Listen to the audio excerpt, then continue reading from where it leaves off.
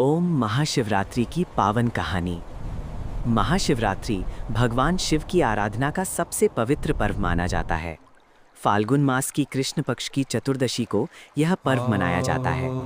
इस रात को जागरण, व्रत और शिवलिंग का अभिषेक विशेष फलदायी माना गया है। शिव पार्वती विवाह की कथा। पौराणिक मान्यता के अनुसार इसी दिन भगवान शिव और माता पार्वती का विवाह हुआ था। माता पार्वती ने कई वर्षों तक कठोर तपस्या की थी ताकि उन्हें शिवजी पति रूप में मिले। उनकी भक्ति से प्रसन्न होकर शिवजी ने विवाह स्वीकार किया। इसलिए महाशिवरात्रि को शिव शक्ति के मिलन का पावन दिन माना जाता है। इस दिन विवाह योग्य युवक युवतियां भी अच्छा जीवन साथी पाने के लिए व्रत रखते हैं। समुद्र मंथन और नीलकंठ की कथा। जब देवताओं और असुरों ने समुद्र मंथन किया तो सबसे पहले भयंकर हलाहल विष निकला। उस विष से पूरी सृष्टि संकट में पड़ गई। तब भगवान शिव ने संसार की रक्षा के लिए वह विष अपने कंठ में धारण कर लिया।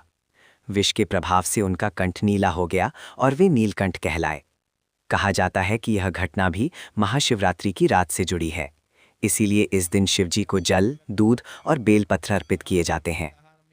शिकारी और बेलपत्र की कथा। प्रसिद्ध लोक कथा। एक बार एक शिकारी जंगल में शिकार की तलाश में गया।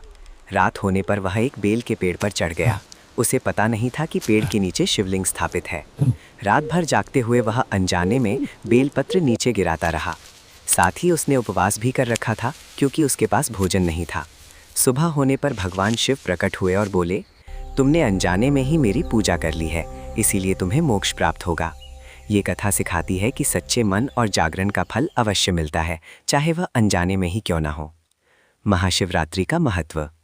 इस दिन व्रत और रात्रि जागरण का विशेष महत्व है। ये गलत हो जाता है। महाशिवरात्रि हमें सिखाती है त्याग, भक्ति और विश्वास से असंभव भी संभव हो जाता है।